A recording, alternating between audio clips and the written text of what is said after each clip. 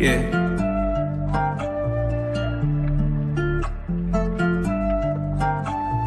Swooping in just like a hawk, translating on a pick in the park. Yeah, swooping in just like a hawk, translating on a peak in the park. And one baby that's far from a flop. Stay from Marina, we blow up the top. DeAndre 12, he just like a cop. Lockdown D, get it still in the block. V got that vision, he passing the rock. Trade up from 30 with 12 on the clock. I hope your best player got really good handles, why? Cause he might get swiped by Daniel's eye. Told him don't leave, both get open wide. Cause he jump away like an ocean, yeah. Chillin' on the fat break, scaring down. But you can't leave open garrison.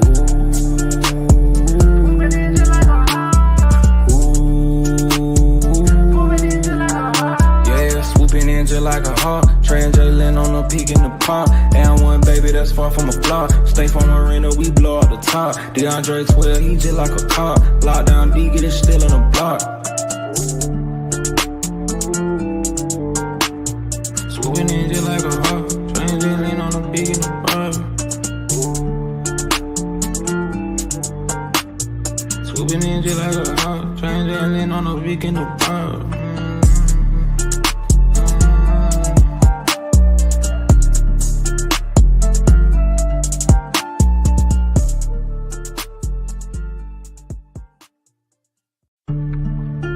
Yeah.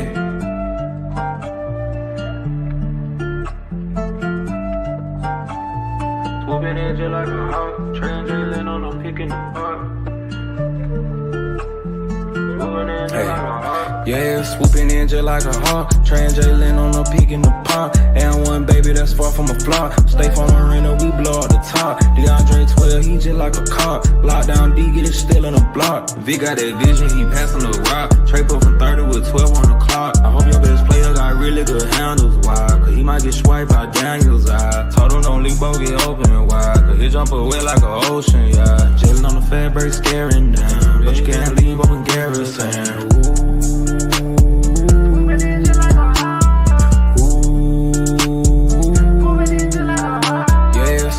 Just like a hawk, translating on a peak in the park. And one baby that's far from a flop. Stay from Marina, we blow up the top. DeAndre 12, he just like a cop. Lockdown D, get it still in the block. Swooping in just like a hawk, translating on a peak in the park. Swooping in just like a hawk, translating on a peak in the park.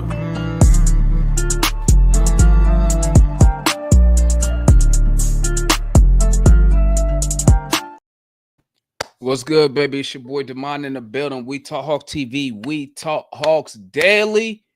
Today on the episode, all things Hawks. We talking to the homeboy Mikey. If y'all didn't know, the homeboy Mikey, y'all know Mikey, man. Okay, Mikey regular on the show. He tap in when he can. You know, he got his own podcast, him and Tim over there. But also, Mikey is a real journalist, unlike the other characters you see on this show who think they're journalists, who think they're NBA insiders, but they really just fans just like me. But Mikey actually went to college and is a real journalist pursuing his way through the sports field. But so what we gonna do, gang, is I linked up with Mikey. We had a discussion. And what we're going to do, Mikey, while he does his articles, what we're going to do is we're going to discuss his articles, right? So we're going to discuss his articles with him. So we're going to have Mikey up here. I have a couple questions that I'm going to ask Mikey as we go. Oh, no, I'm not.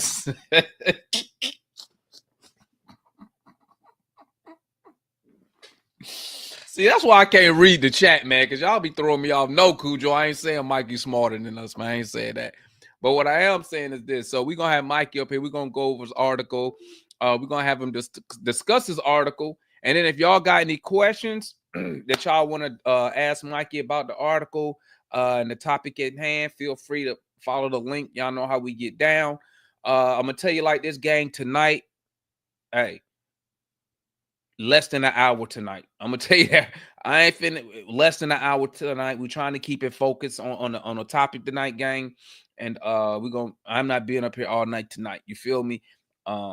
So with no further ado, let's bring on the homeboy Mikey in the building. Thanks for tapping in with us, Mikey. And let me and if y'all want to follow along, I'm gonna have the article on the screen, but let me go ahead and put the article if y'all want to actually go to the article.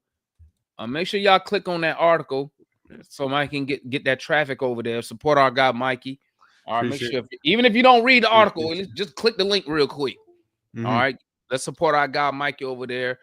Y'all know how I am about supporting fellow content creators who are actually fans of the team that they write about, because you really get a different perspective when it's an actual person who's an actual fan of the team. And you know how we complain about outsiders writing about the Hawks. Y'all know how we talk about that. So let's support our guy Mikey. All right, let me go ahead and let's do that real quick. Let's bring up the article. So today's topic, Mr. Mikey, we're talking about Zaccharie Risacher's path to development for the Hawks. Okay. Let's scroll down a little bit. I'll let y'all catch up real quick. So we know about Zacc. Zacc ended his rookie season with a flourish, and I'm reading straight from Mikey's article.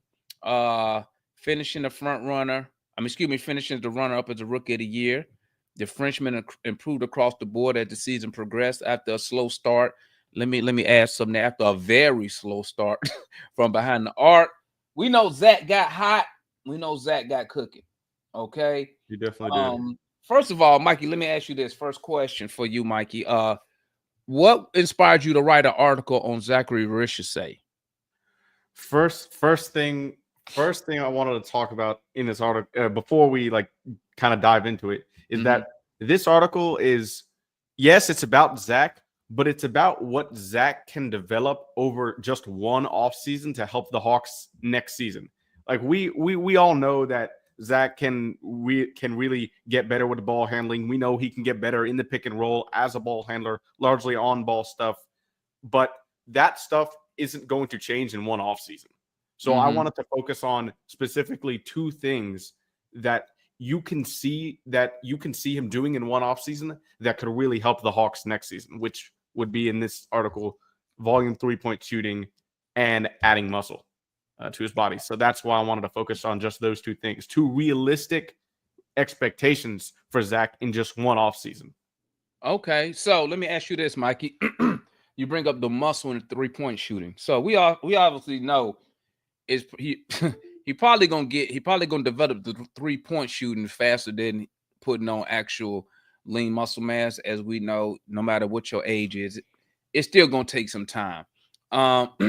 Speaking of the 3-point shooting, for next season, what would be a realistic 3-point shooting percentage for Zacc that you would be?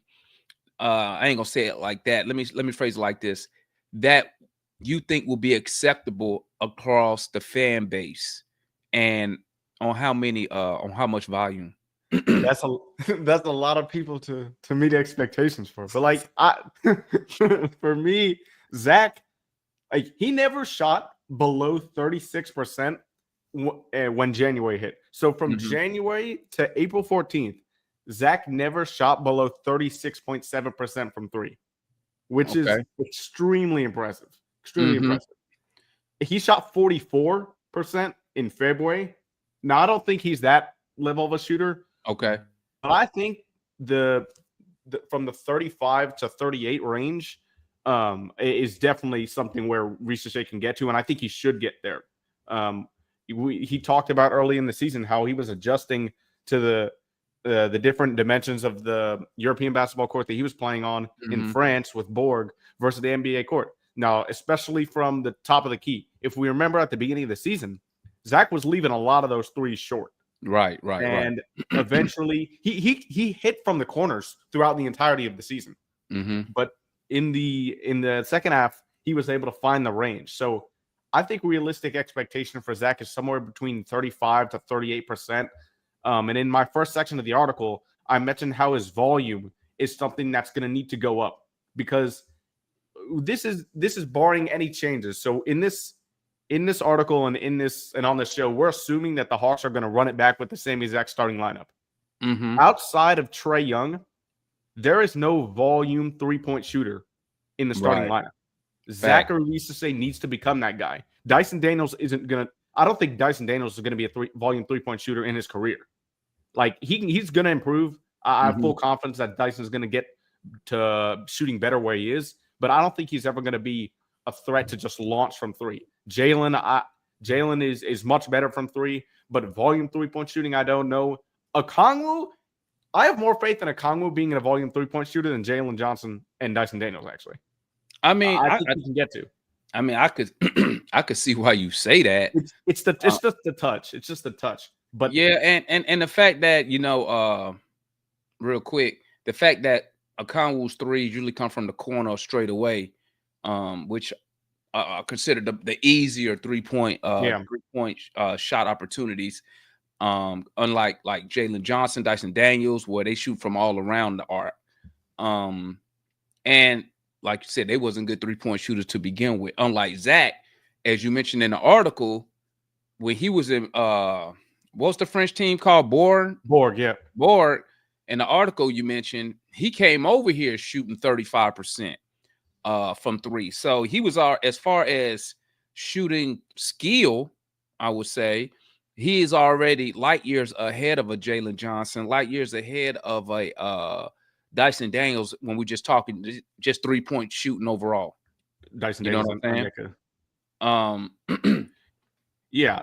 The big thing like that, and that 35%, I had said this leading up to the draft. It was a little bit misleading for me. I wasn't like I expected Zacc to shoot better at the beginning of the season than he did. I don't think he'd struggle that much.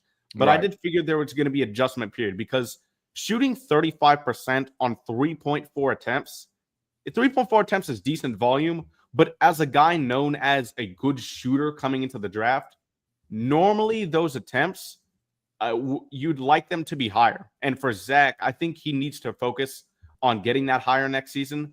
Like I said, because of the guys surrounding him in the starting lineup. And he did. I mean, this season, he got those shots up to 4.6 attempts per game from deep and still managed to shoot 35%.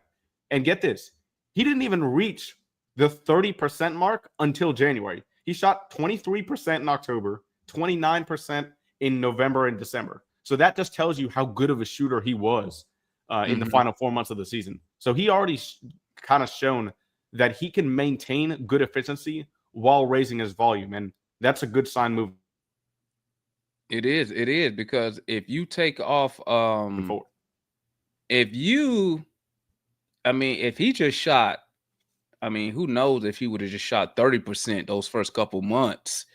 Maybe that changes a couple of those games. We win a couple of those games. You know what I'm saying? You're looking like at a 30. He could have ended at like, I know Matt, I think he kept saying he would end the season at like 41, 42.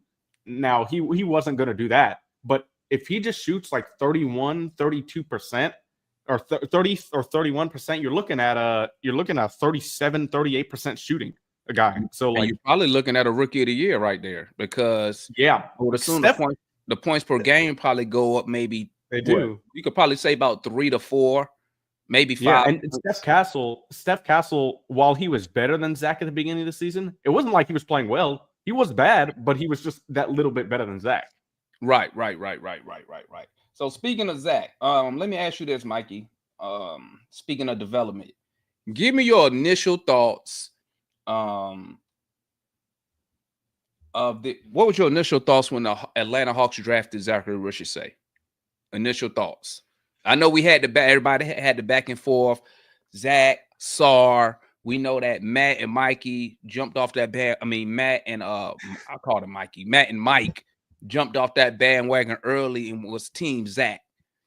When the Hawks draft Zaccharie Risacher, and we all, as the fan base, say, okay, he's an Atlanta Hawk.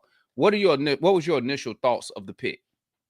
My first thought was everybody was clamoring for the Hawks to get wing depth, and they got it.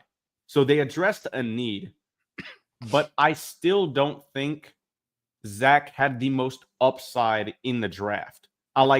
He was a perfect fit for what the Hawks need, and that's great. But a lot of times with the number one pick, you don't really see a you don't really see a pick used for fit. Right. And I think Zacc had one of the highest floor, probably the highest floor out of anybody in the draft, where he was able to be a 3-and-D player right away, and he showed that. I mean, Mhm. after the last 4 months of the season, great from three, and his defense. I talk about a little bit in the second section of the article. Yes, he struggled against bigger athletic wings just because they were able to bump him. But Right. when he was shifting his feet against smaller guards, honestly, I thought he would struggle in that department. I think he was pretty good. He was pretty good at guarding smaller guards. He impressed me in that area. But I still feel like the Hawks went for fit over kind of a higher upside pick. And part of Mhm. that could be part of that could be the Hawks saying, okay, we're going to use this season as development season. Dyson, Onyeka, Zacc.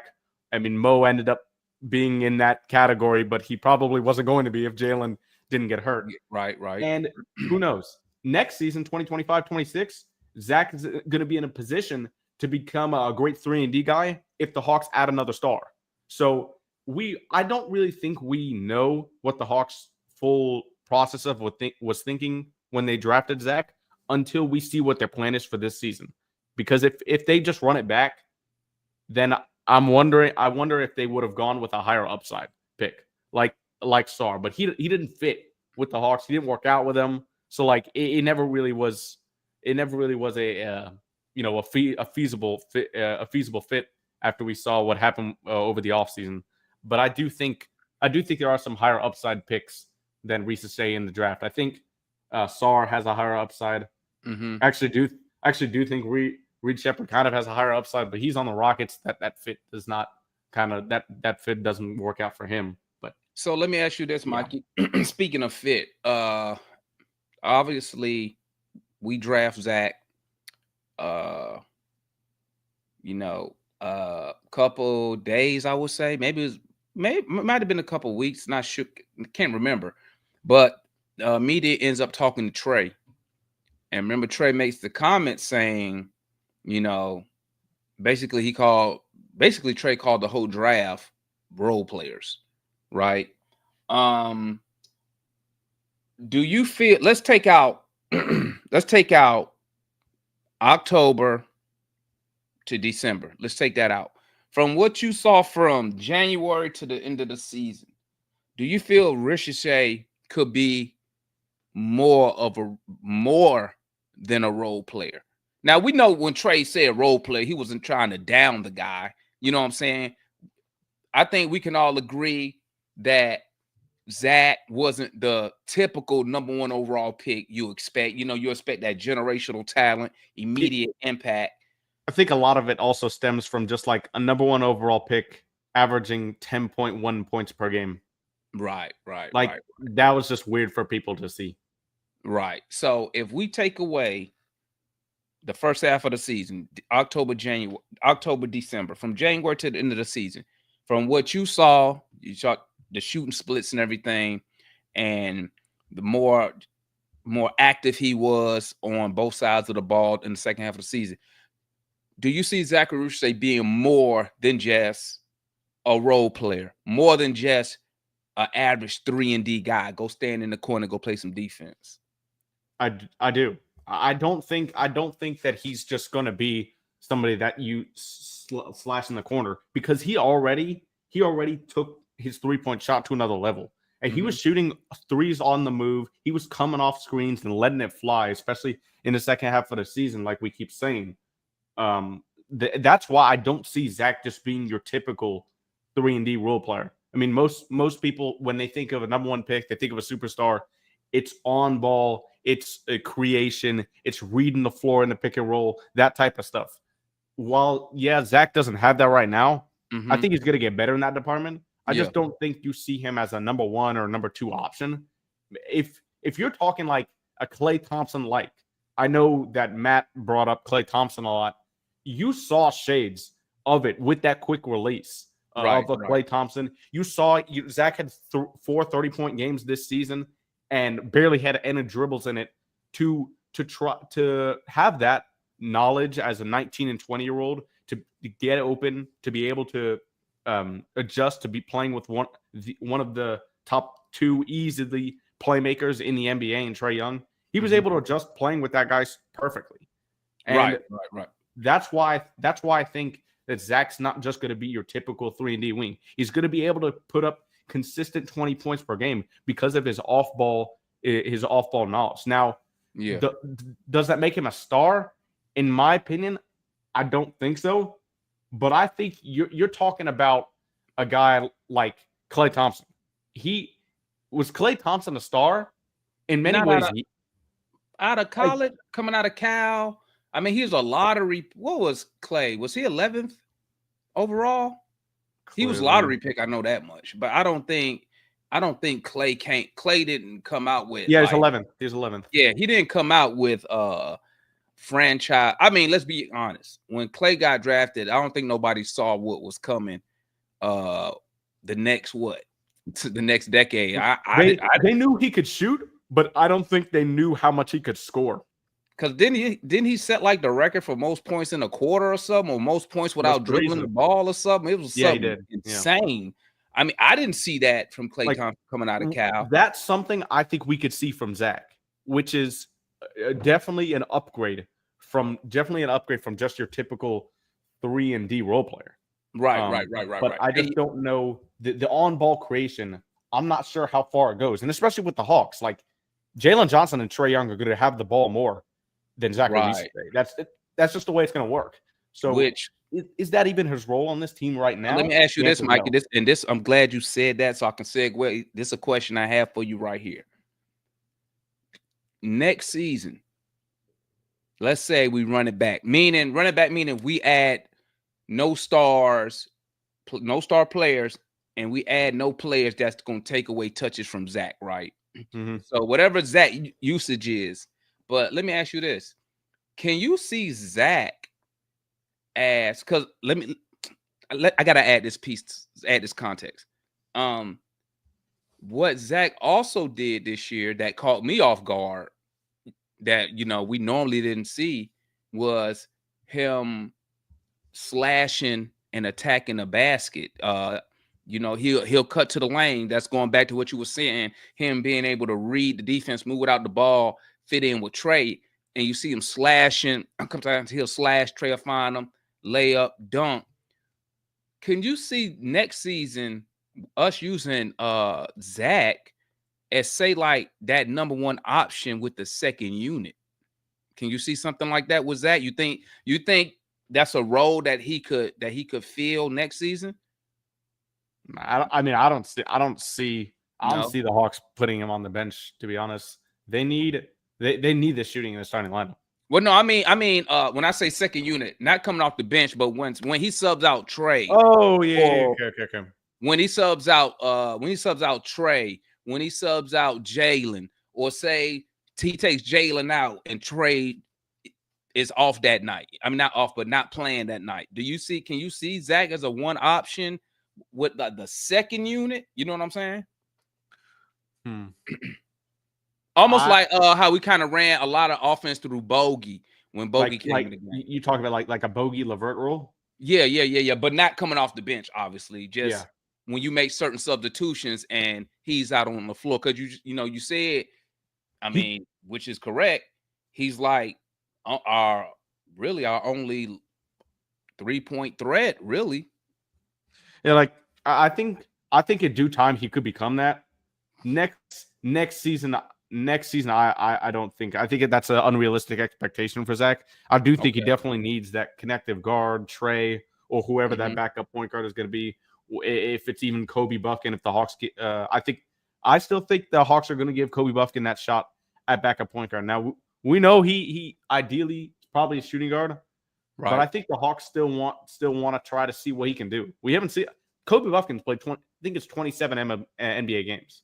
In 2 years, that's crazy. Got to see more. He's got to be healthy. He's got to stay healthy. Yeah, he don't really have a choice. But let me ask you this. Let's move on to this part right here when you're talking about building muscle.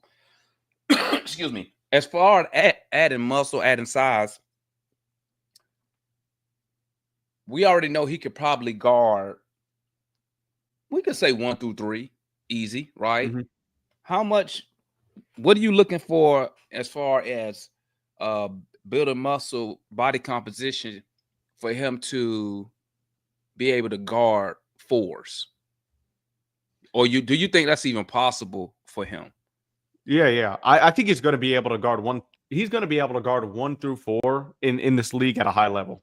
Mhm. What I like the defensive instincts that he showed, and even against bigger players, like it wasn't as if he wasn't sliding his feet, and it wasn't as if he was in bad defensive stance. He just wasn't strong enough. Like I mentioned in this article, I think it's OG Anunoby, Josh Giddey, and someone else. Yeah, Kyle Kuzma. Yeah, like those 3 players, I distinctly remember just driving the ball and head down at Risacher's chest, just bumping him out of the way and causing the Hawks defense to collapse. Like Yeah. he's in front of them, but when he gets stronger, those defensive instincts are already going to be there. It's his body. I say this in the article. His body just has to catch up to his defensive instincts, to his mind. Right. Because he's already a smart defender. That's something that I talk about on my podcast a lot, where he was as far as off-ball rotations, how he played the passing lanes. That's not something that you typically see from a 19, 20-year-old. And so I think he's going to be a really good defender. Just building muscle is just going to help him do so much on defense and on offense too. We'll get to that in a bit. But defensively, I definitely think that Risacher showed that he's going to be a high-level defender at this level. I mean, I think it's possible he could make a defensive team or two just because of the versatility and how he can guard different players. Like you don't see a lot of rookies show that talent this early, and Zacc did. I could see that. Now let's move to the offense side of the ball real quick. And family, I'm gonna drop the link. If you got any questions you want to ask Mikey about the article about Zacc, I'm gonna drop the link. Y'all know what to do. Follow the link. We're bringing up here so you can shoot your question to Mikey. That on the offensive side of the basketball, what are you looking for from now this is a little bit off the article, this is a little bit more of your personal opinion. What are you looking for from the Hawks developmental staff to improve Risacher's game on the offensive side? Obviously you said shoot better from 3. We saw that. And you mentioned that in the article where Quinn says, I think he said after January, the dude had got 2,000 shots. You know, they said they worked with his footwork a little bit. Probably just getting him a little bit more better base and balance on a jumper. What else are you looking for from the Hawks developmental staff that can assist Zachary Risacher to be better on the offensive side, whether it's 3-point shooting, finishing at the rim? What are you looking for as a fan? The number one thing for me is being able to utilize that off-ball instinct that he has and being able to finish through traffic at the rim. We all know how much he liked to use his left hand, and he had some crafty moves around the basket. Yeah, he got up for a couple dunks, impressive dunks throughout the season, but a lot of times it was finesse finishing from Zacc. And when he was able to avoid that contact with that craftiness, he finished well at the rim. But whenever he was met with the defender and had to try and go through his chest, the defender would be straight up. He struggled. I mean, he shot 42%. He shot 46% on layups this season, and just 42% in the paint overall. Oh, so that kind of tells you that whenever he's in those congested spaces, if he's not forming that space or if he's not in transition, he's struggling to finish. Now, he would get in the paint very well off his cuts. We know he beat a lot of his defenders on the baseline with backdoor cuts for some layups and for some dunks. But I think that's where the muscle is going to come in. I think the number one thing for me next season is seeing Risacher finish through contact.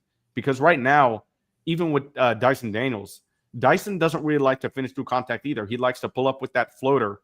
I think the next step for Dyson too, a big thing for him is instead of always pulling up before the defense, going through the defense, mixing it up, because we all know how much he liked to use that spin move.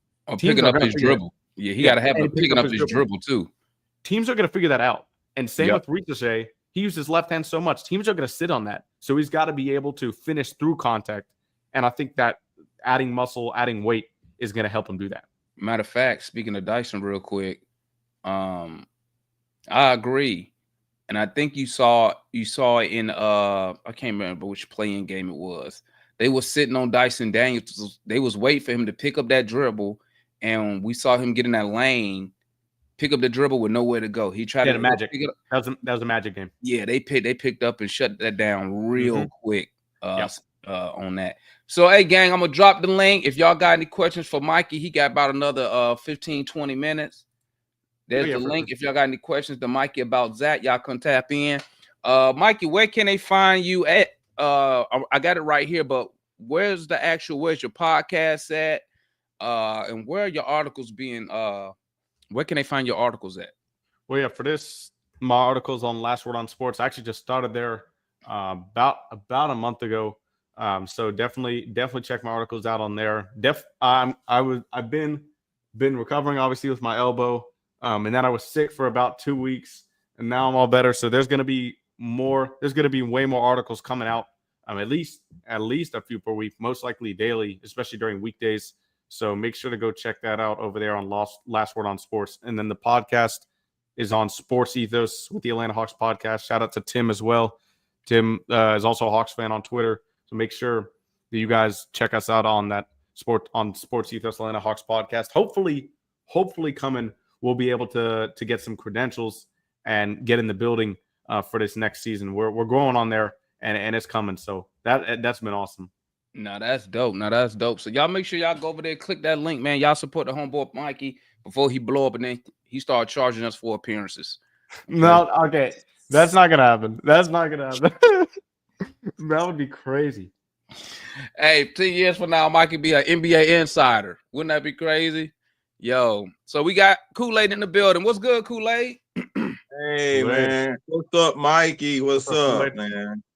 Congratulations, man, on your article, man. It look nice. Nice. Hey, Risacher, man. We know you don't even like Zacc, so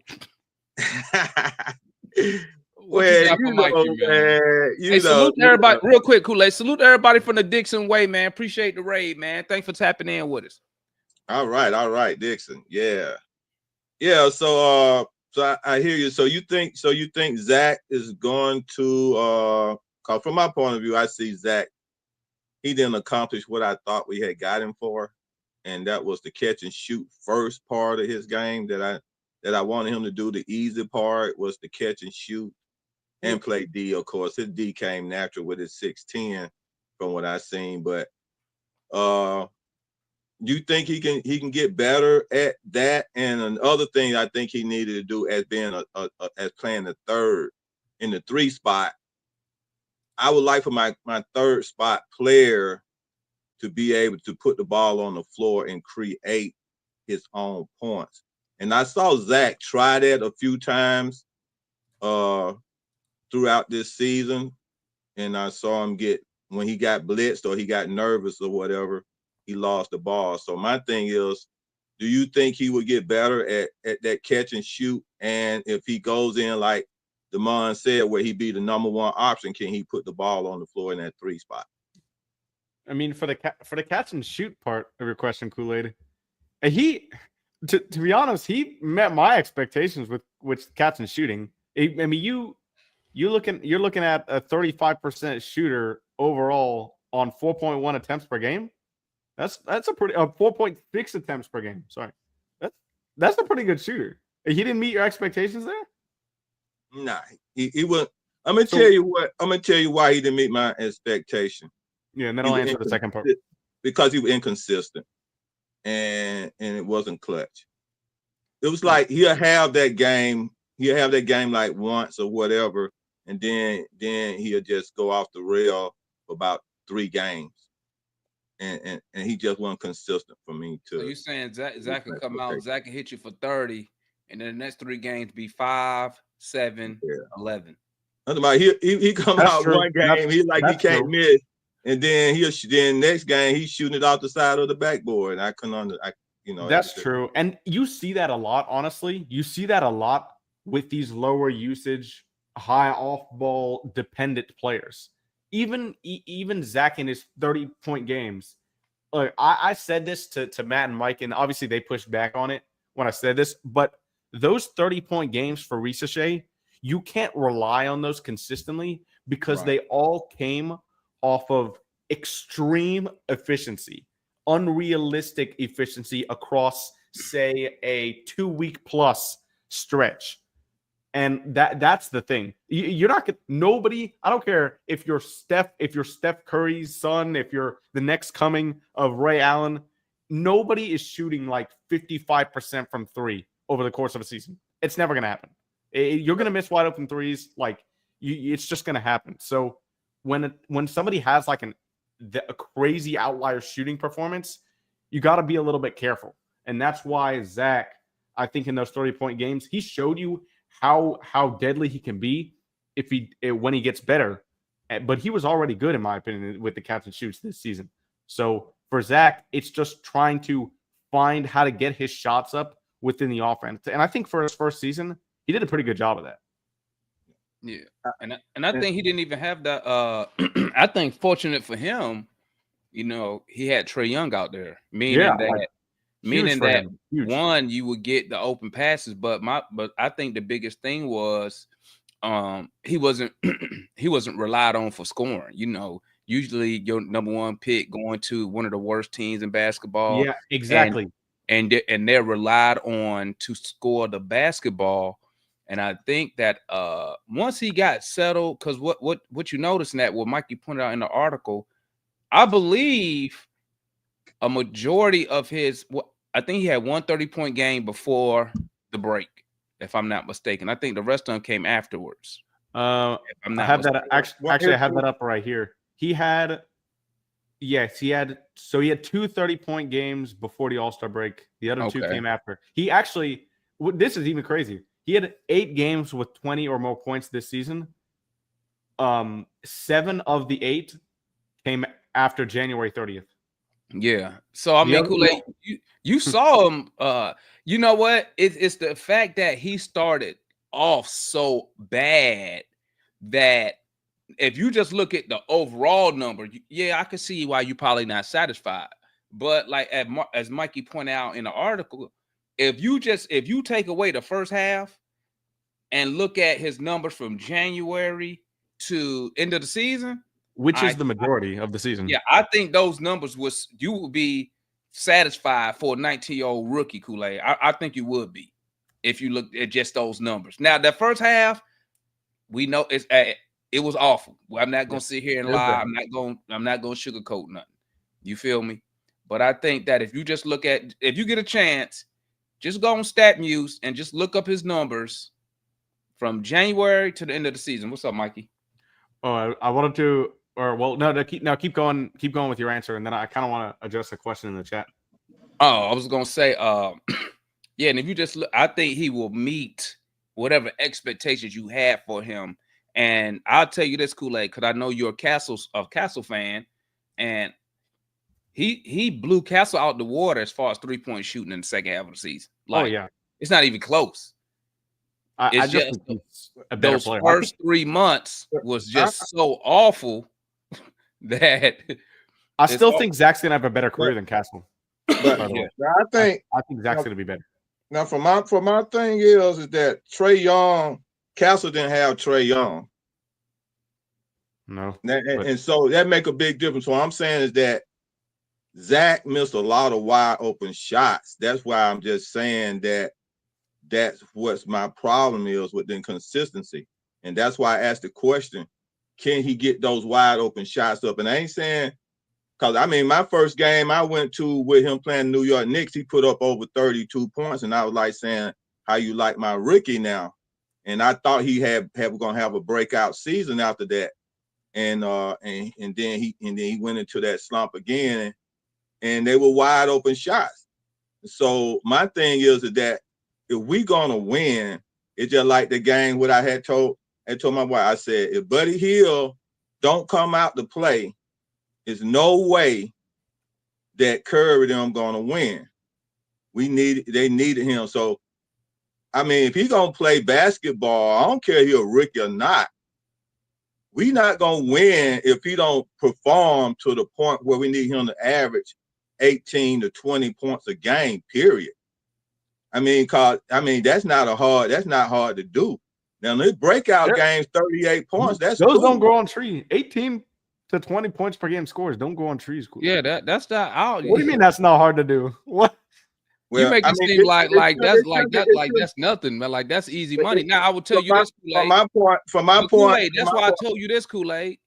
Take away the first half of the season. You still got to give credit that he is a 19-year-old rookie, and which Mikey pointed out. I think Matt had pointed out. I think Mike had also pointed out the difference in the 3-point line in the NBA compared to the Euro League. Like that matters. It took some time. And what you got to be excited about is the fact that you can look and see that he got better as the year went on.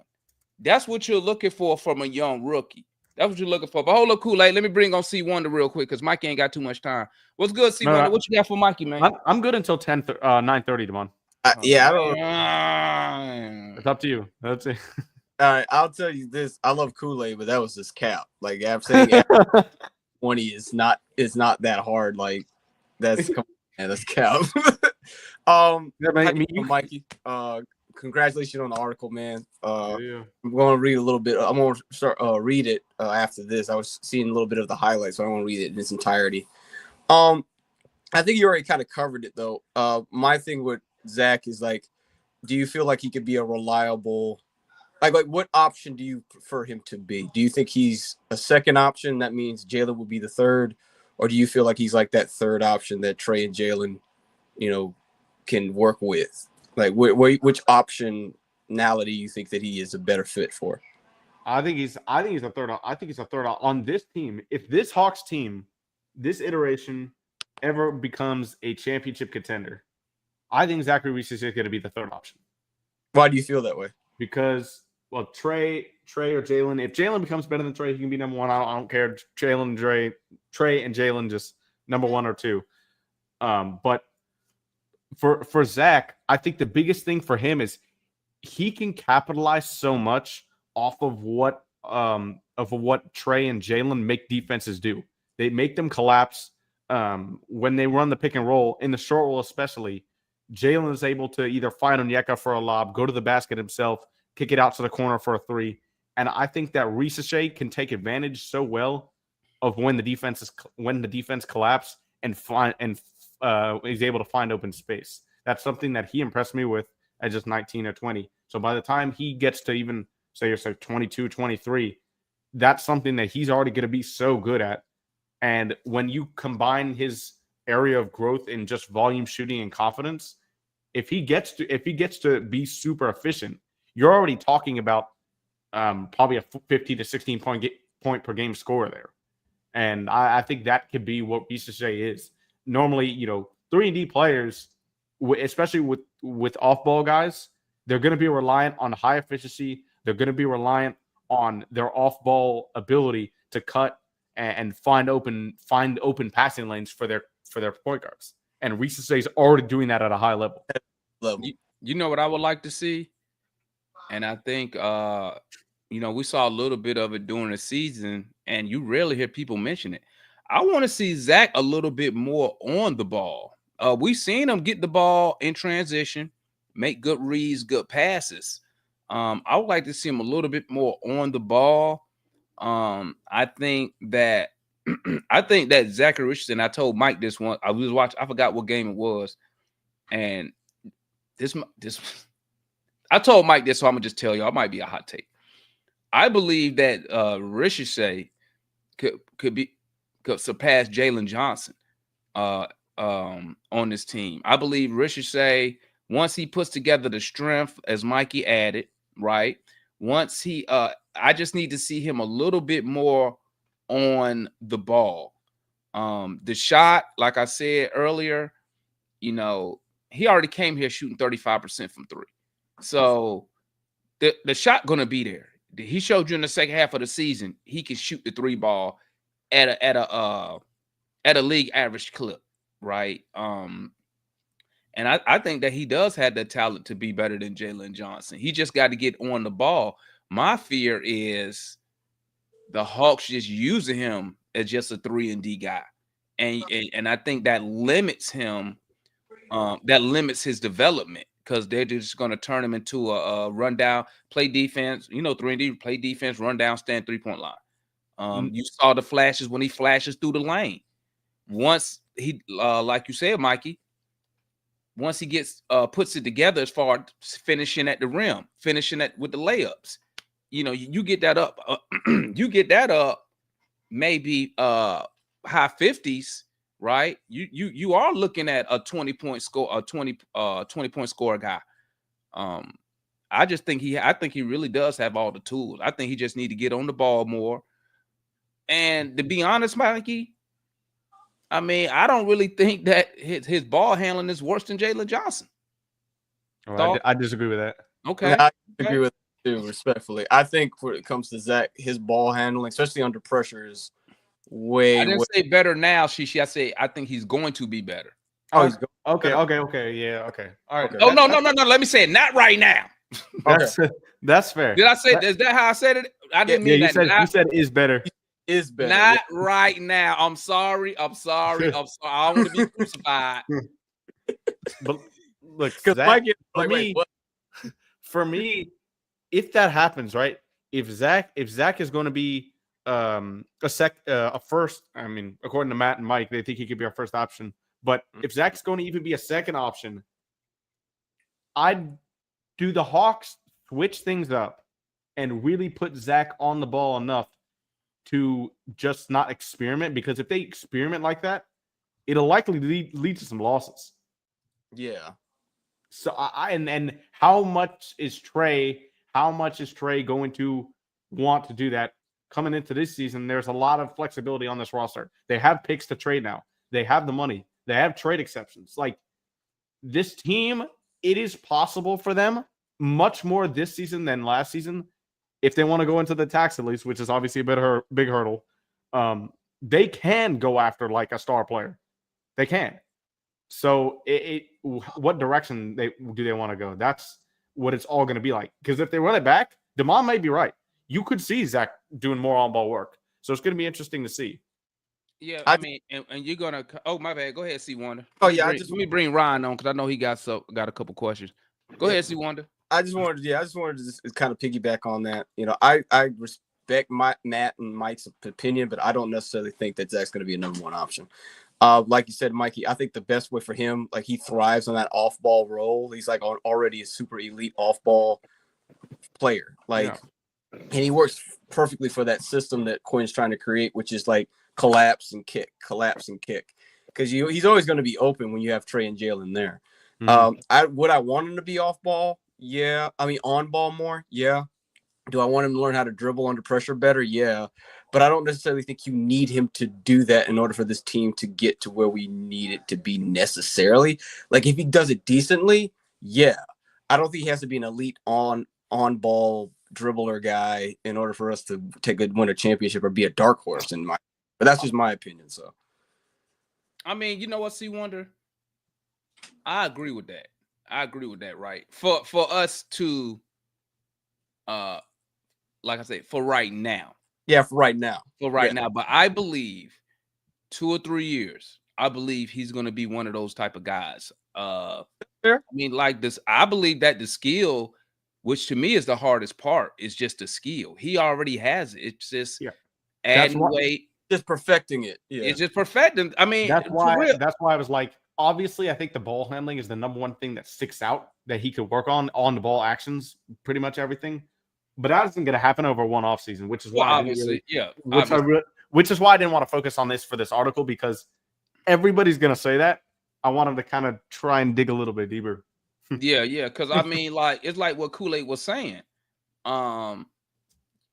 He really, when you sit back and look at it, he really not too far off from being a 20-point scorer.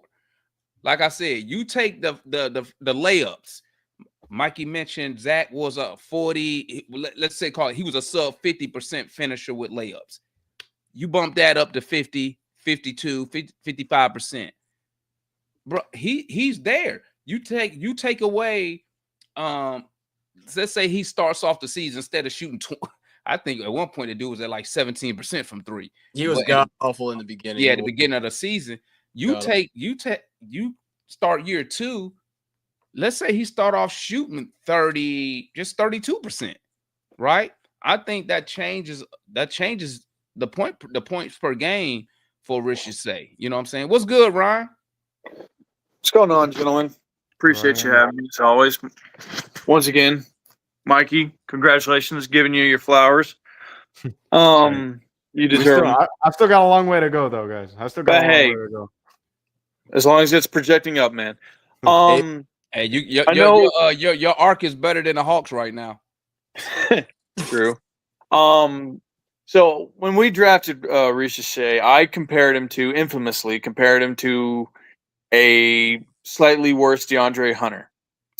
Obviously, that take is counted soured now. Yeah. Tastes like milk. Yeah. It's surprisingly what I'm famous for on here is drinking milk. But anyway.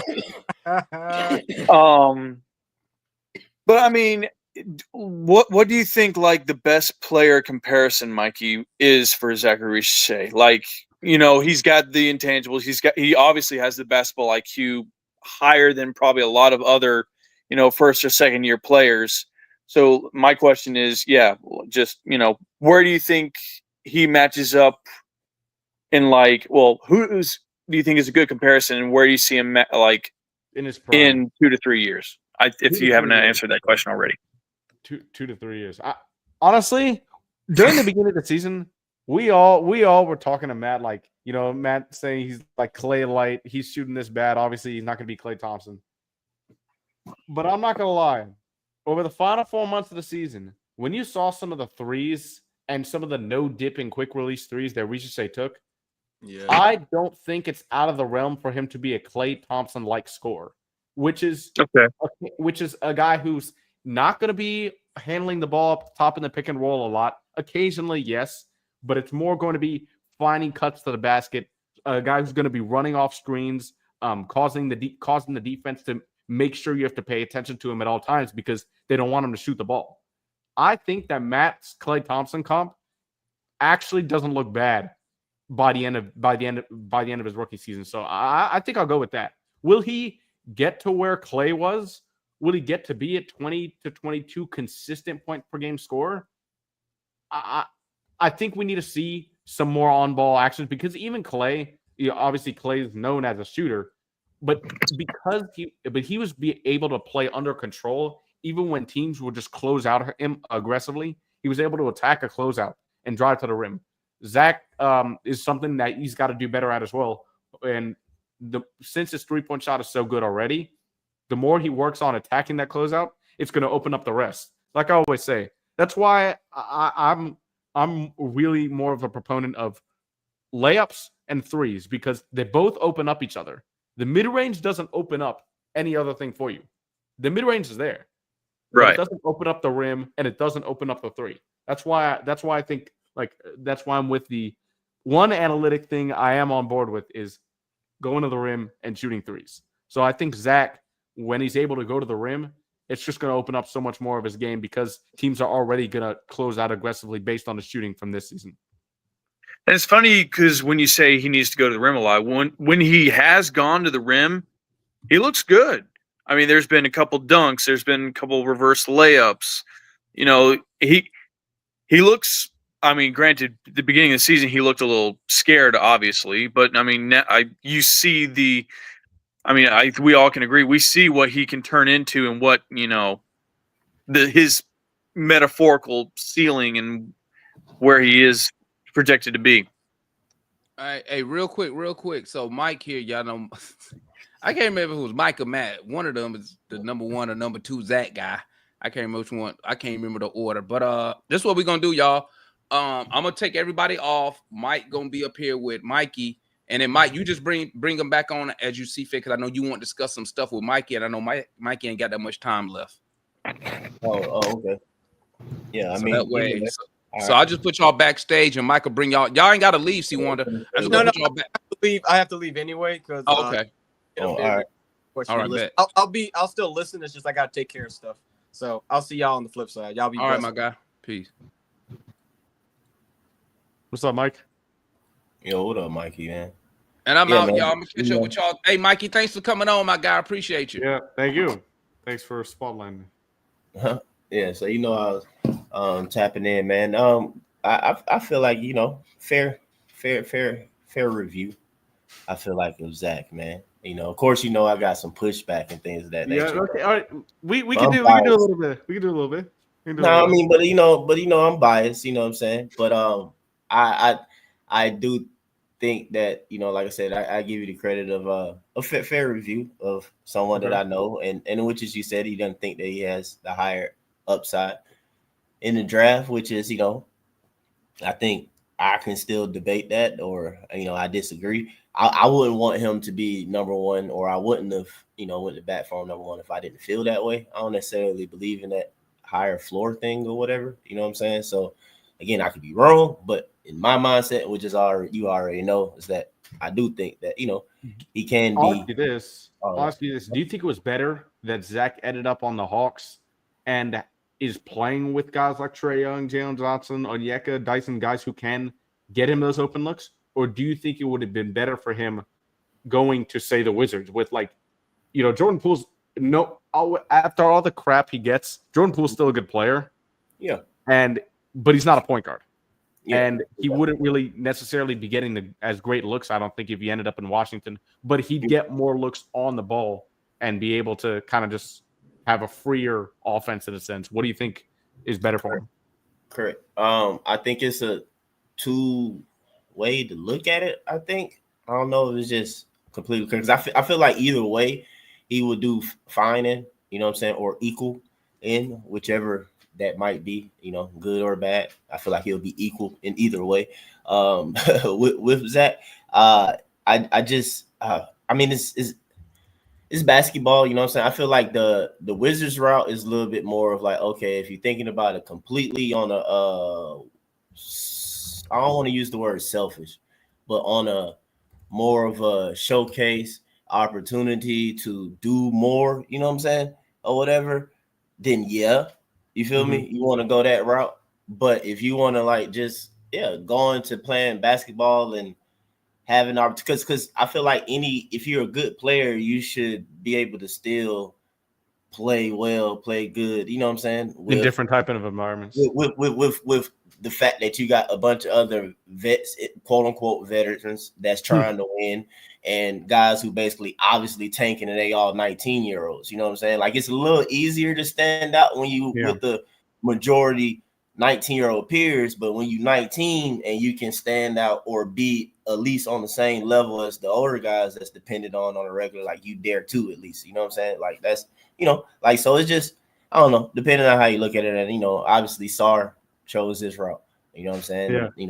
But he didn't want to come to the Hawks. He made that pretty clear. Yeah, he wanted to know, which is I slightly hate because it tarnishes the whole, Zacc pick slightly. You know what I'm saying? Because people could think that he could have been number one even if he just didn't mind coming to the Hawks. Take it as basically no, that's the reason why he took Zacc is because Sar was never going to come to Atlanta anyway, and stuff like that. So it kind of which is it is what it is though. But again though, like I said, I give you credit, man, for acknowledging Zacc's defense. You know what I'm saying? I remember he impressed me with it. Larry and stuff, you guys questioning that. I felt like early on, I was like, I mean, he's doing it on film. I was like, I feel like he'd be able to, but I mean, you said it, you feel like he did well, like on the smaller player, the guards. You know what I'm saying, right? Yeah. That's something I thought he'd struggle with coming in, and he didn't. He impressed me in that area.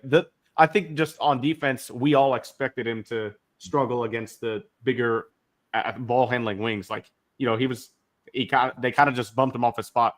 Even if he's staying in front, he just wasn't strong enough yet. He's gonna get there.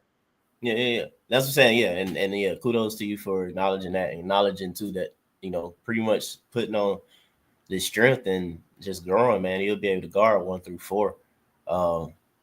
What, yeah. Mike, as a Zacc enthusiast, what Yes. do you? So I said 3-point volume and adding strength as 2 realistic things to help the Hawks this season, just this season. Not like we're talking 2 to 3 years where his ball handling needs to get better and all that. But what do you think are 1 or 2 things that he specifically needs to work on for the Hawks to get better for the 25-26 campaign?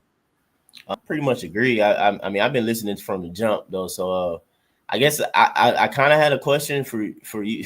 I mean, I guess to help me at least answer you or whatever. I had to ask you a question. Okay, then I gotta go after this. But, all right, well then, yeah, I'll just ask you real quick, and then I'll go into saying what I was gonna say though. But real quick, the volume. Yes, increases volume, but like with me, so if you saying that like what I think that he should improve in, for me, that volume part is like really just on some confidence stuff. You know what I'm saying? Like stop passing the ball back.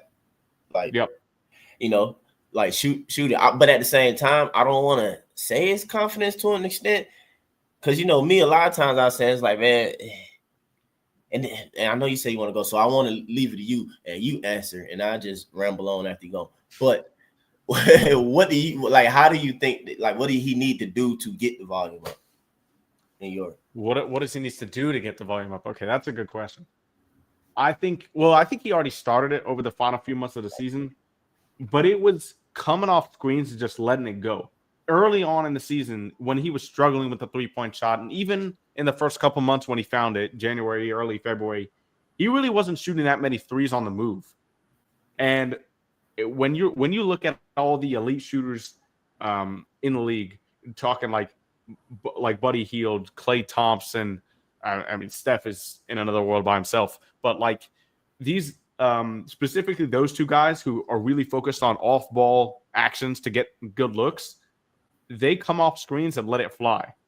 And Zacc was open a lot of those times, and early on in the season he wasn't doing that. Later on, he was. There was a 3 he made against the Magic early in the first quarter in the play-in game that I was like, whoa, Zacc shot that ball? That's something we didn't see from him in the first 4 months of the season. So I think you're already seeing it, but it's that confidence. And also for Zacc, he's got Garrison Matthews on the squad and Kyle Korver in the front office, 2 great movement shooters to kind of learn from and develop the technique of making sure your shoulders are square to the basket, make sure you're not falling back when you're shooting it. Because you want your body when you're shooting a moving 3 to be square to the rim, your shoulders square to the rim, no matter where you are, so that your momentum doesn't take you off either right or left. So I think that's the biggest thing as far as mechanic wise, making sure his shoulders are square when he's coming off those screens, letting it fly. Okay. All right. I think that's the number one thing.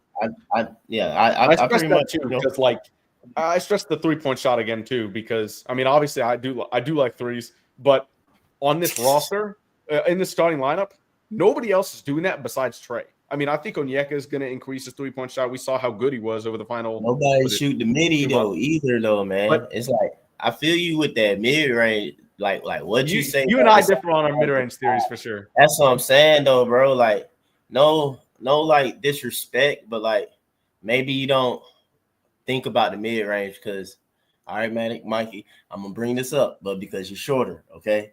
It's just like I'm kind of thinking of it. I'm like, does it make sense for what I'm saying, you to kind of like play that or whatever with your height and everything like that? It would make sense. It doesn't. Pretty much 3 and like rim. I'm 3 and rim, yeah.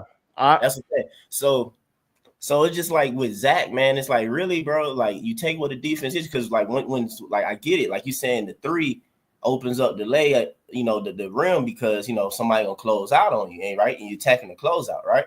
But the thing is, though, you could pull up in a mid-range off that too. That's what I'm saying. It's like it's always gonna be a rotation defender. So it's just like you don't always like sometimes just take what the defense give you, pull up in that open space. Like that's the beauty of it. Like once you there, boom, just pop, knock down. And for Zacc too. I mean, you make a good point because for Zacc, he's gonna be able to shoot over a lot of people. Yeah, that too. So it's just like, yeah, bro. So I would want them to because that was what I was gonna ask you too, to like lead to like kind of my thought process with things. Like, do you think that Zacc would be, relatively speaking, like position wise across the league or whatever, a higher efficient player, like Yeah. towards He should be 100%. Like, okay. I think he actually needs to be to get to those 20 points per game that we were Fair. talking about. fair. Because on this team, we know as far as the current development pathway goes, who knows? Zacc, I mean, Damon may be right. Zacc could be better than Jalen in what, 3 years or 4 years? Who knows? But with this current team, the way it's looking right now, Zacc is going to be that third option. And if he wants to get to that 20 points per game as the third option with mainly off ball, with mainly off ball actions, he's going to need to be that high efficient player. But I think he can be. That's the big thing. I think that's the thing right there. Now, number one, I think he can be. Again, this all goes into the selection of Zacc. You know what I'm saying? Me watching the scene, I'm like, this is, the game, the way he plays it's set up to be an efficient game, or whatever, in the style of play it is, or whatever. And then I was gonna say too, if Quinn can get the team to be less of a ball person dominant doing things, and there's a lot more actual ball movement, I think that as well plays even more into Zacc's favor to rise in the echelon. You know what I'm saying? If it's not a whole bunch of, you know what I mean? So, because like y'all, if Quinn is the system to do all this stuff, like, well, then Zacc is definitely doggone perfect to even be top on it, because be able to quick score like on the block, to catch and shoot on the threes, to come with the mids. If you don't like Quinn, I will say this. Yeah, you're right. Even if you don't like Quinn, Quinn is a good offensive coach for Zacc for this one reason. He is going to put him. You saw he is putting him in actions. He's moving without the ball. And like, say he went to Indiana under Rick Carlisle. Rick Carlisle's a great coach. He's better than Quinn, but you hear it from Carlisle himself. He doesn't really run plays. He allows his guys to play freelance style of basketball. And that Indiana team has been together a long time. They have great chemistry. Obviously, Siakam just got there, but the other guys been there for a while, and they were able to play like that. The Hawks have a much more rigid game when they're in the half court, at least. And for Zacc, I think that can benefit him because he's so good at finding those spaces in the defense where Trey or Jalen or Dyson or Yeka can find him on those cuts or on those corner threes. So I think that helps him. For sure. All right, man. I ain't gonna keep you around, man, if you gotta go. I have to go. But good talking or whatever. Now I was gonna bring the other guys up. I mean, shoot, you ain't gotta go nowhere if you ain't gotta go nowhere. But I do gotta go. But we're gonna have more articles coming out soon, guys. So definitely we're gonna be doing this more often with Damon, and also it's gonna be me and Mike sometimes too. So I feel in whenever. All right, I'll see y'all. Yeah, all right, man. Yeah, appreciate that, Mikey, man. It's good stuff, man. Appreciate that, man. All right, man. We got I can drop the link again. All right, now, man. I'm gonna have to do a warning before we get on. All right, now, Kool-Aid, man.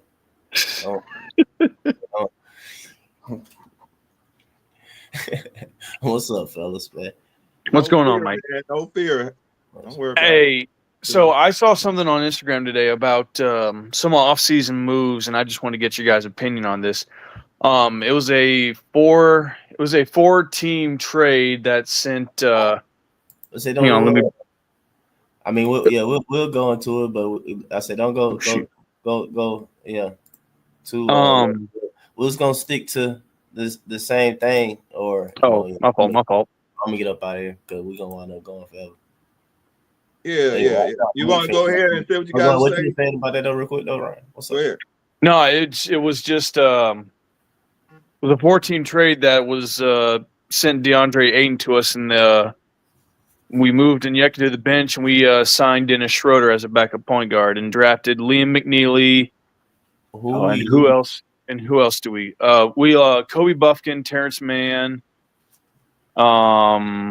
We re-signed Karis LeVert to actually a pretty decent contract. It was like 3 years, $25 million, I think. So not too bad. So only lose Kobe and Terrence Mann? Yeah, but it was I'd have to go back. I sent it to Damon on X. So if you follow Damon on X, I under one of his Hawks Talk replies, I sent it that way. I'm gonna look that up, man, because that sounds pretty good to me. But I mean, yeah, it was So that's one of the most easy ones to do without having to lose a lot of people, man. But yeah, but I mean, I hate to lose Kobe though. I trade them three vets for anybody right now. We keep the core of the young boys and get those three vets off the team. That pack them up we package all three of them up to go get eight. Shoot, get them three jokers off the team because coach don't know how to act with them. If he gonna play, and I know he'll take Aiden and play him like a big time. I ain't got no problem with that because I know what Aiden brings. If you know that ain't gonna just make it more easy for Zacc. It's just gonna make it more easy for Zacc to grow a little bit. You know, like I say, man. Yeah. I be pulling for you. I be pulling for all the guys, man. I be pulling for Zacc, man. I just think. Man, I just think Zacc should be able to get me five points a quarter, man. That's all I ask. 5 points a quarter. You think Miles Noah is better than Zacc, man? Huh? And now Miles Noah is better than Zacc. Hey man, Miles Noah ain't no joke, bro. Miles Noah ain't no joke, but he just ain't gonna get no chance. He ain't that name. He just went in put in that position to do that. He over there. The Celtics got him, but no, man. Miles Noah got that.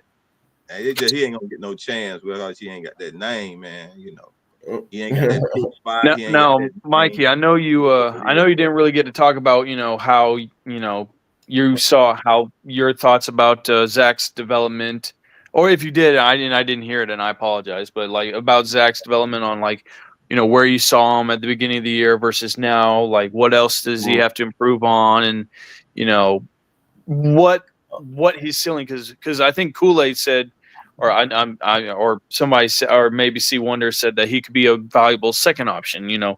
What's your thoughts about that, boss?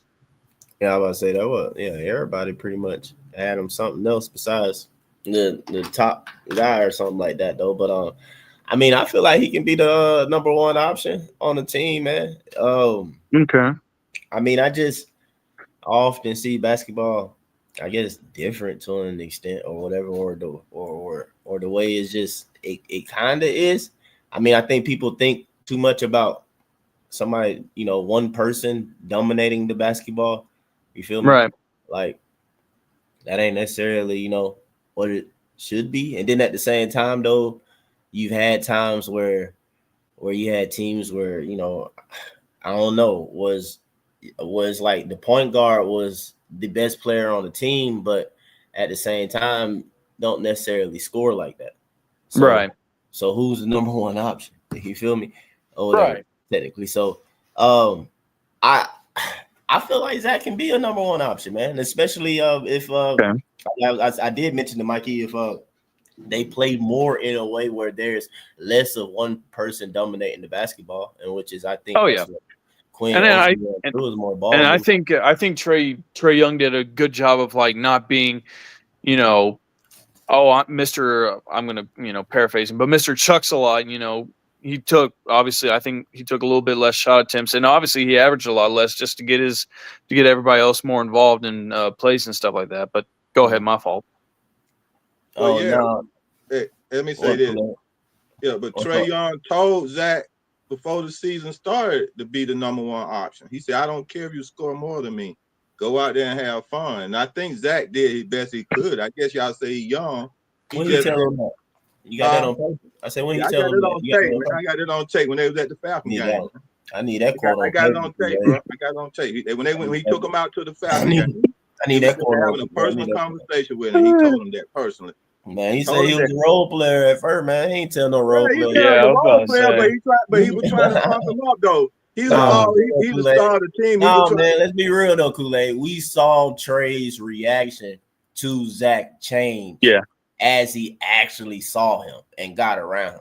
That was my only beef with Trae. Said that earlier on, of course, because I'm a Zacc fan and all that. But my thing was Trae should have just said, "Hey, I haven't seen, and he's just like I don't know much about a lot of players in this draft, and I'm looking forward to see what we got in Zacc.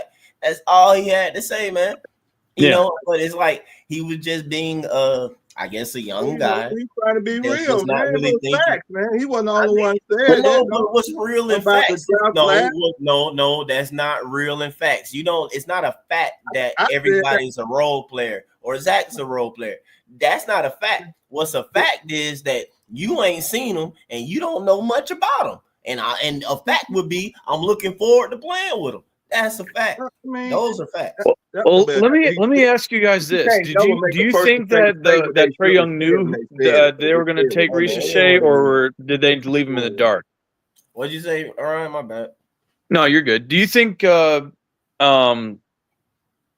knew that they were going to take Zacc, or they kind of leave him in the dark because everybody said they wanted Sarr, they wanted Risacher, Donovan Clingan was out there, Reed Shepard was out there. I don't think he knew anything necessarily until they picked who they picked or whatever. I mean, he might have knew who they were looking at, like the groupings of who were projected from all the other projections to be, because we had a number one pick. So it's just like, shoot, we really got pick of the litter. You know what I'm saying? So right. So, but I don't think he really knew until we actually made the pick. Because I mean, I believe too, if he knew what Landry was who he was gonna pick, I think he probably wouldn't have said like all these guys are role players. He probably would have said what you said, Mike. He's like, I'm excited to get Zacc in the building, work with him, get him ready for the season. I can't remember what came first.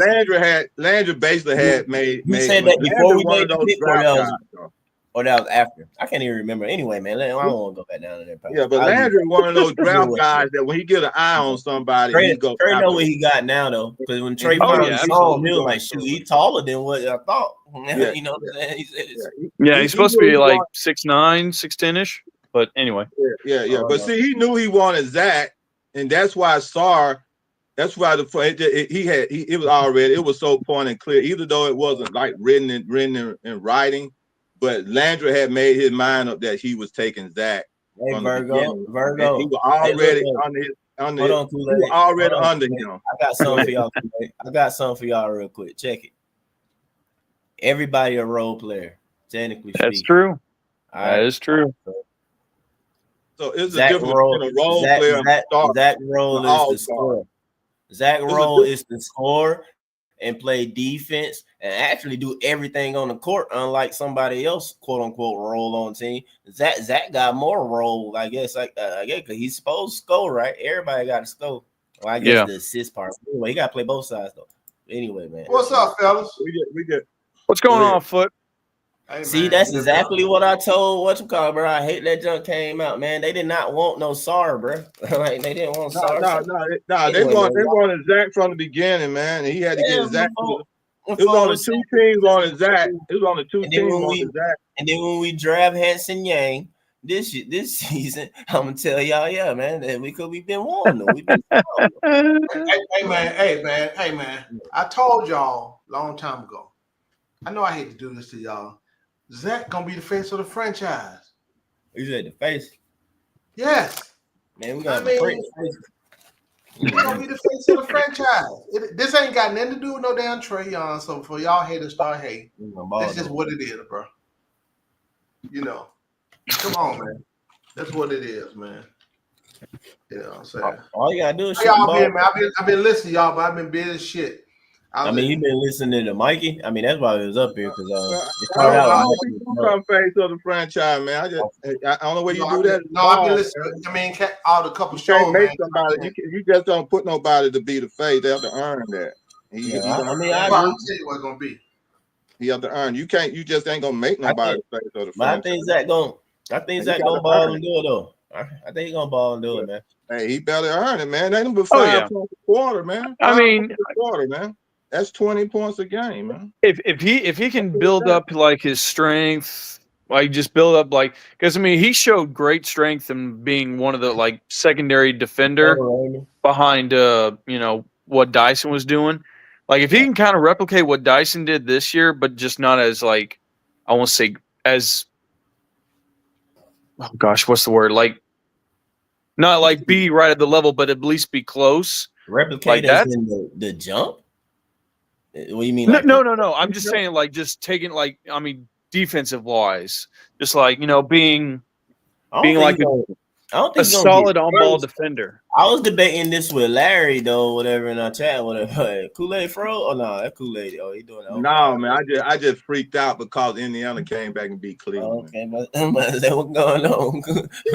But okay, Indiana came back to beat them. Yeah, man. I'm like, I just looked down and looked back up, man. Is Cleveland down 2-0 or 0-2? It was 1 minute left, and the way it was up by Cleveland was up by 7, and I look up in the game is over. It's 120-119. I'm like, dang, what happened? Dang. Oh wow, that's crazy. Oh wow, okay. But see, that's why we talking about those championship coaches, man. That Rick, what his name from the Dallas coach was a championship coach. Yeah, with Dallas, man. He changed. He got Indiana rocking and rolling, bro. Yeah, I wish we would have had him for real though. But anyway, man, I think I think it was defensively though. That's what we're talking about. Yeah.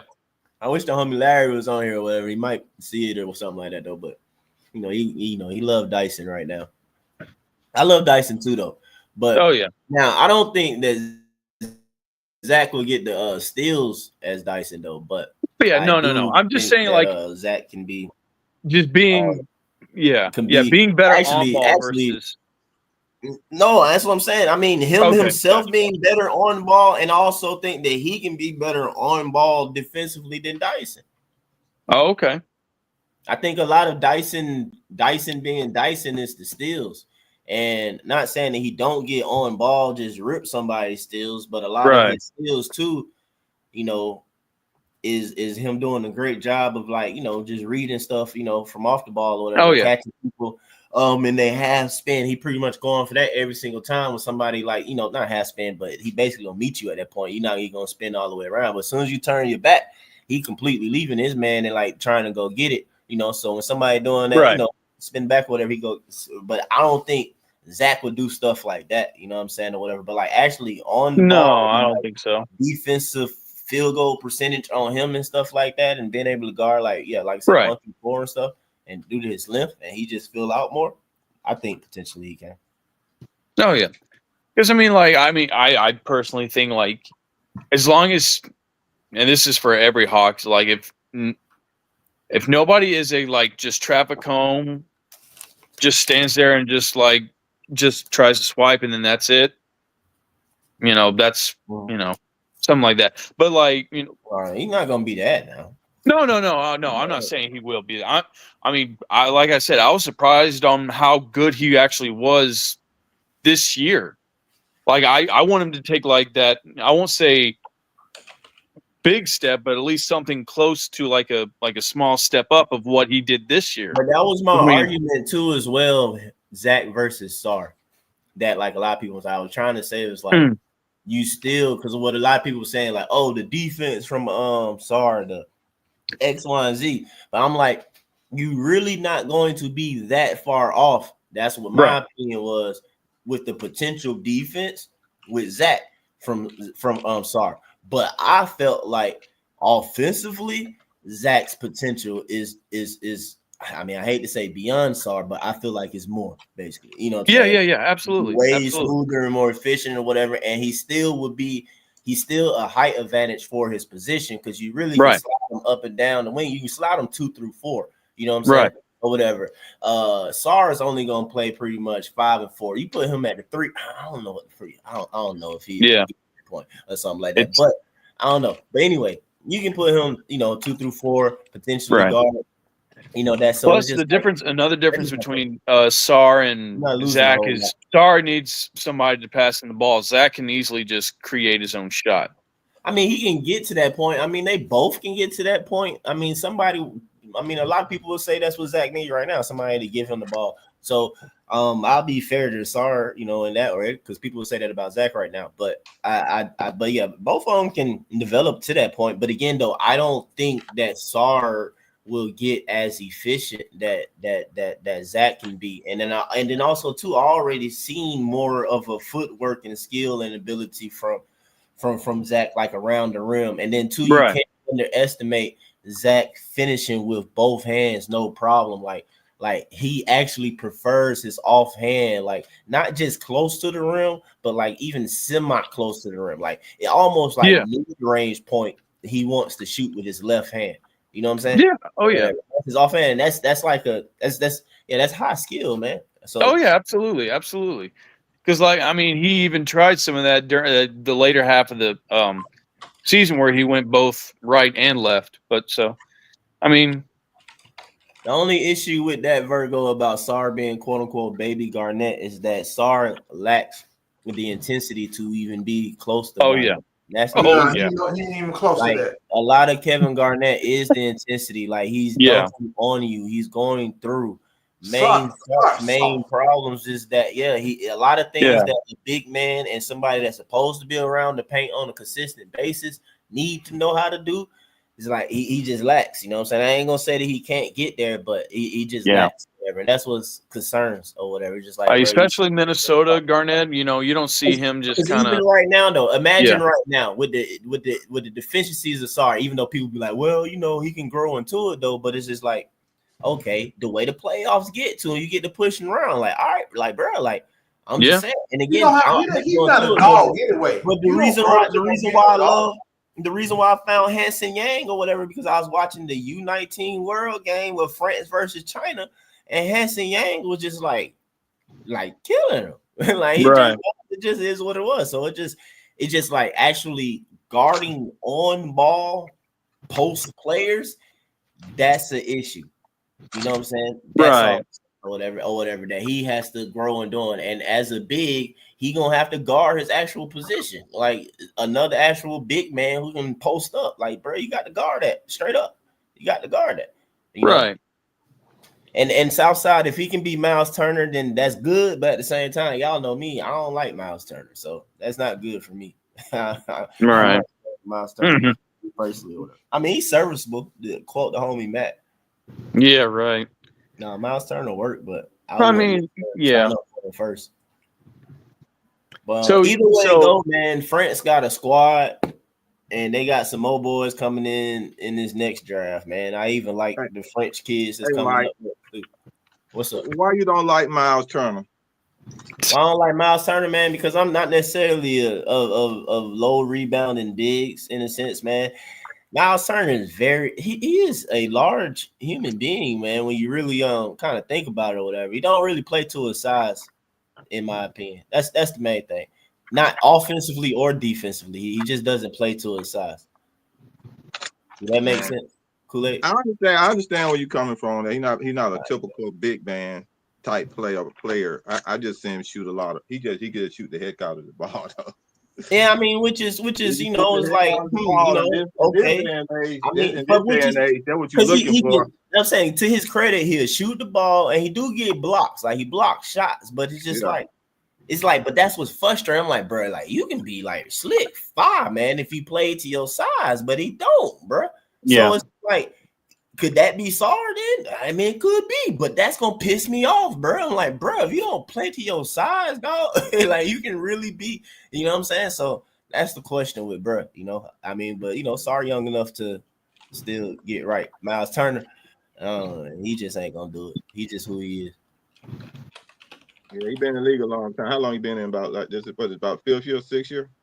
Miles Turner, shoot, but he been in the league long. Nah, about 9-10 years, right? 10 years. Oh, he been around that long. I thought he was a young boy.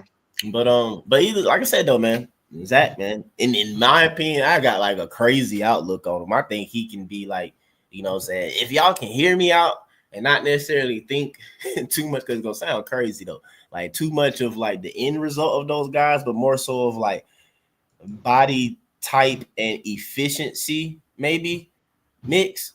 Yeah. All right, that's the best description. Body type and efficiency mix.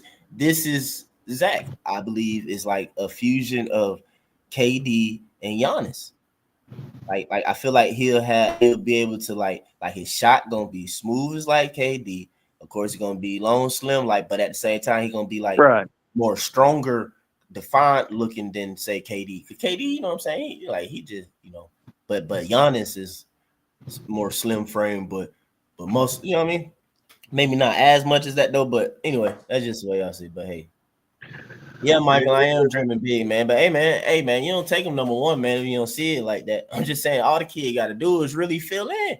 Like, really, if he put on the muscle, and y'all see his game already, like how he can just, Clay like score. So basically, think of like maybe I say Clay, that style of like quick scoring, running around, Rip Hamilton, 6'10", Reggie Miller, whatever. But also because you can see how he can slash, and y'all see how he run the court. Clay don't do that crap. That's where the Giannis type part come. We're downhill. So if you're talking about the body too, getting downhill, then he able to take the contact and finish on that stuff, whatever. I'm like, bro, like, man, we slick, Mike. But I'm telling you, man, like y'all get happy, man. Well, we keep saying Clay. Clay was a pure two, right? Yeah. He played two. And Zacc is a three. Zacc is two. Josh, though, listen, though, Giannis don't have no handles, though. What handles do Giannis have? But you not finna rip Giannis, though. You feel me? So it's about being strong and control with the basketball. That is handles. Really, it's bad basketball, bro. Doing all the extra dribbling. Right foot, you're not supposed to do that crap against pressure anyway. What Kyrie be doing or whatever, you technically ain't supposed to be doing. He's just so far that he get away with it. Somebody come trap you, you're supposed to pass the hoe, not saying that and split it or whatever. You know what I'm saying? Or whatever. Drilling half court set, 2 or 3 dribbles should get you a shot. Period. Yeah, but that's what I'm saying, though, Josh. Once he gets stronger, though, Zacc will be able to better protect and control the ball or whatever. He don't have to sit there and have, like I said, Kyrie handles or being Paul George or something like that. It's just to the point, man. It's just to the point. Down, they come, somebody step over, you switch hands the other way. Be able to do that, bro. It's easy work. Just point blank, period. You don't have to do a bunch of extra crap. Yep. That's it. Yeah, you ain't gotta do a bunch of extra crap, man. So like this year, if we don't make no major move and he don't get caught up on a trade, then we'll get a chance. This should be the year he should get more playing time. You mean about moving around the paint? No, I'm talking Southside. He'll type it. I mean, like if then he should get enough playing time to be that to show more that number one pick. I thought it was not right for them to not play him. More minutes myself from the way he was picked as a number one pick, and not showcased. I felt like Quinn should have showcased the young man, and gave him some heart, man, so he wouldn't be playing. Because a lot of time he reminded the team to pass him the ball. I mean, you cannot play. Let me say this: you cannot play the way you want to play when a coach have fear in you that you're going to be snatched off the court because you did something wrong. You got off the side of the backboard, and this is not a year that you trying to win. Just let the man get his time in, man. That I understand. Maybe I did think it was wrong to play him less as a number one pick, especially the number one pick like he were. I think they should have featured him like a number one pick. I think they should, like I said, when Trae Young said, I'm going to get you the ball, just shoot it and have fun. I think Coach Quinn should have paired those two together in that mindset. And just like Coach Quinn tried to put it in the Trae mindset and Ning Yang. You can see that on the floor. Every time you turn around, Coach running the play for Trae to pass it to Ning Yang to get open. Now, if Trae, if Coach would have put more emphasis on that between Trae and the number one pick, I believe you would have got more out of this team than you wanted. But he treated him like a little child, man. Like, can I say something, Kool-Aid? Can I say something? Let me say something, man. And see, a lot of people keep talking about what shoulda, coulda, woulda with Zacc. Number one, Zacc, 19 years old, right? Well, 20 now, but yeah. 20 now. Turned 20 last month. Coach them had a plan for him coming in. This kid played how many games a year before this? How many games in the NBA? 80 what? I can't remember. 82. Whatever it is. Oh, we should play him more. We should play. See, here's the thing. We don't have to play him low. We could develop him as what it is, right? Yes, he probably could score more. But with a young guy that coming in there, you trying to develop him the way you want to develop him. I never had a problem with that. Some people got mad. He should have did this, played more. This. I wasn't. Because I see exactly what they were doing, the reason why. You got to think about this. They see him in practice every day. So whatever game plan they had for him, they had a plan for him. And they followed. They even talked about it. They went through with their plan. They did not deviate from their plan. So I would commend them for that. Because you don't force, again, just like any guy, whatever team coming in, you try to get them prepared, right? I told you the Hawks won't win in that anyway this year. They knew that. I don't give a damn what they do. I don't care who was healthy or not. We wasn't built like that, right? But again, they had the plan. They followed their plan. However, they're going to develop any of these players.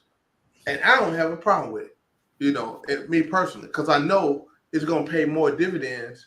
Now, Virgo, you see, here's the thing. You think you develop by playing? Not necessarily. That's part of development, but the playing don't really get you developed. You develop when you're in practice, doing the little small things, understanding what you're doing, understanding basketball IQ. You don't learn that from a game, bro.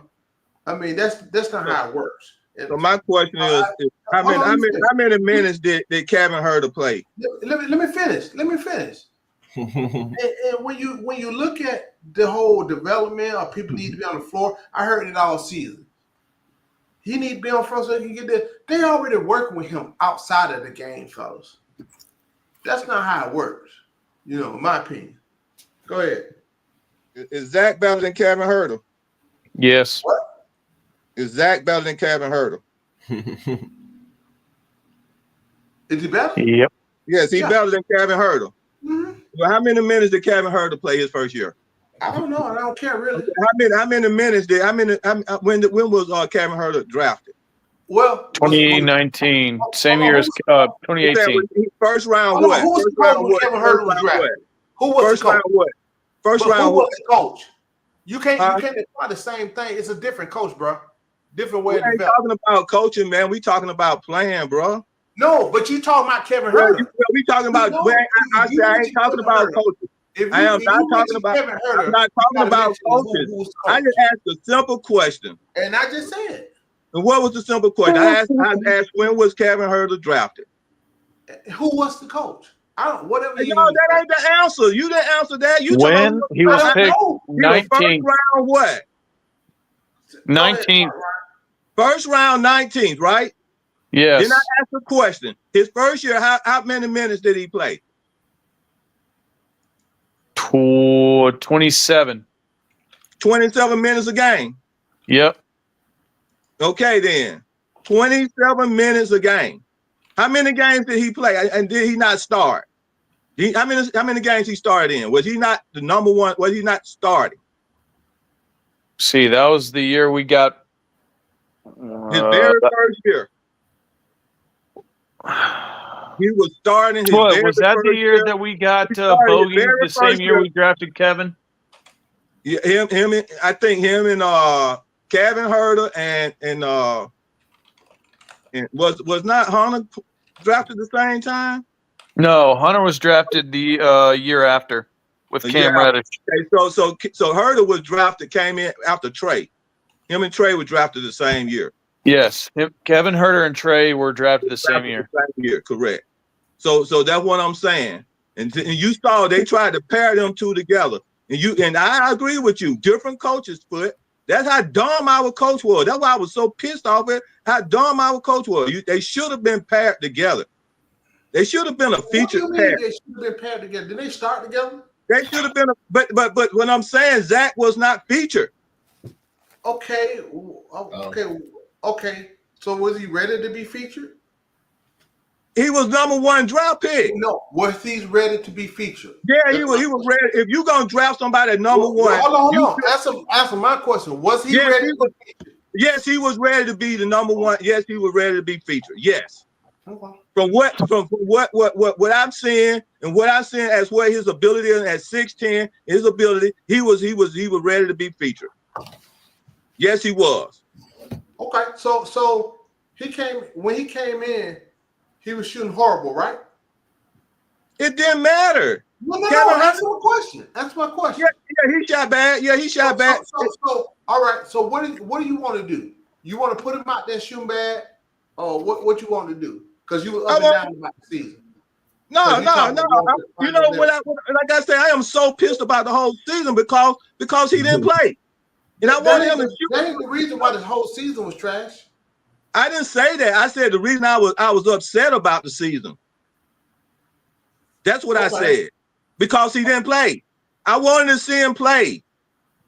Okay. Go through the bad games as well as the good games. You know, did you not? It's players right there. Your boy Edwards went 0 for 11, and they won the game against Lakers. But what? Just because you went 0 for 11, you don't supposed to play in the next game? 0 for 11 from 3. Yes, yep. 0 for 11 from 3. Okay. Let's so talk about what y'all supposed to play? I thought he was number 1 draft pick, man. Who is Anthony Edwards on that team right now? Who is Anthony Edwards on the team? Yeah, you mentioned it. What just happened, right? Oh, he's the number 1. He's the number 1 featured player. He's a star. Okay, he earned that position, right? He earned it. Yeah. I think being drafted number 1 overall. No, he didn't come in the league. What did he do when he came in the league? When he came in the league, when he was drafted, he came in the league. He played. What kind of team was he on, and how was the offense ran? He was on a mid team when he came in the league. How was the offense ran? I don't know. I know Cat was the number 1 feature team, and I remember saying him. But you're trying to compare with Zacc. There's 2 different scenarios, bro. That's all I'm saying. My point. There's no. I ain't talking about. You the one who brought in other teams. I ain't talking about other teams. No. I brought in another coach because there was a different scenario. I believe Zacc at 6'10". All right, guys, I gotta take off here. That's all I'm just saying, man. And I think, and I'm really upset because this year Coach Quinn didn't feature that man enough, like I think he should have been featured. He have a good game, and he come back, he have a bad game. Just let the man play his minutes through his bad games, man. You know, that's all I'm just saying, man. That's all I was looking for my number 1. You know, I want him to go out there, and the more he would have played with the other guys, that's how you get rhythm, man. That's how you get harmony. That's how you get on movement. You talking about ball movement, people movement. You can't do that unless you in rhythm, unless you feeling off each other, man. Sometimes that's all about.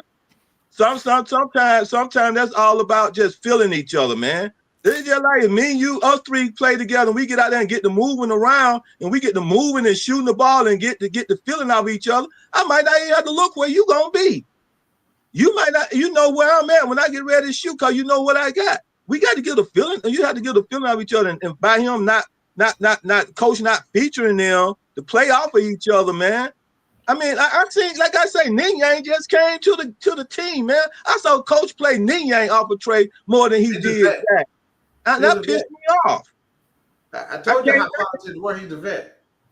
It don't matter. He's a vet there's a fake that can't play, man.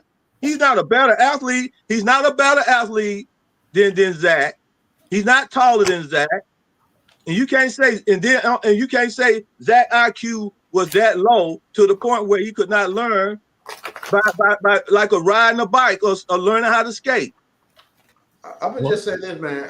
Y'all have y'all own idea of basketball. I have a different idea of how basketball works. So that's just all it is, bro. I understand. We just agree to disagree. You know, my thing is the guy. If the guy got it, he got it. Well, put a guy you believe he's supposed to got it. He your number 1 draft pick. Put him out there like he your number 1 draft pick and push him. Normally, when you get a number 1 draft pick, you trash. You're already tanking. We won that. I know it don't matter. Number 1 draft pick is a number 1 draft pick. But call it a flip. All right, man. Yeah, go ahead. All right.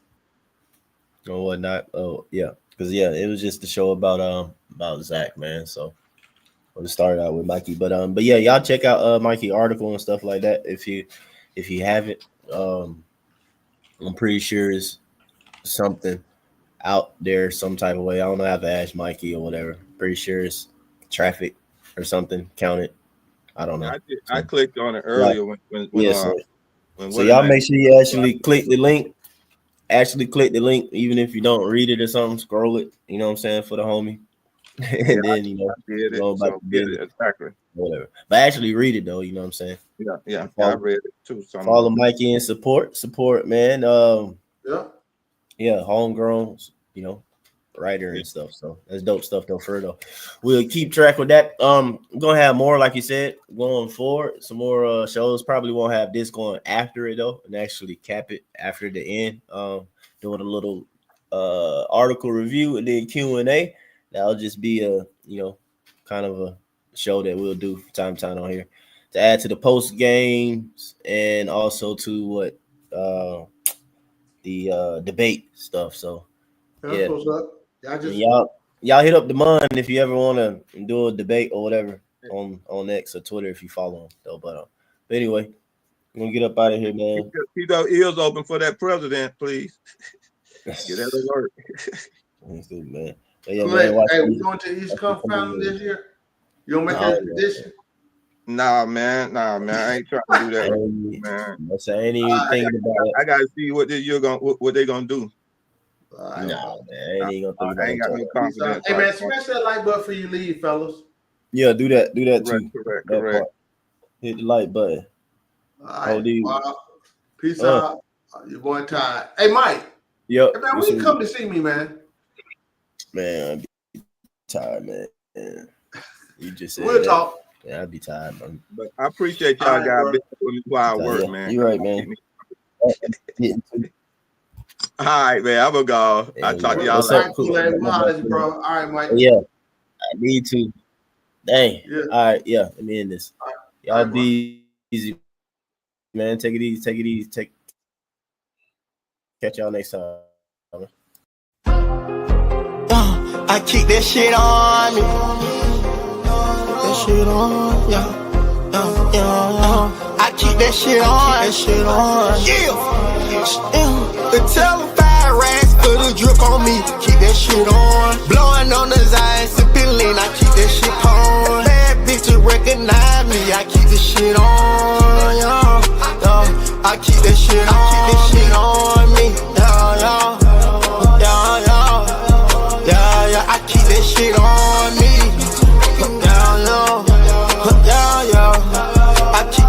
I keep that shit on.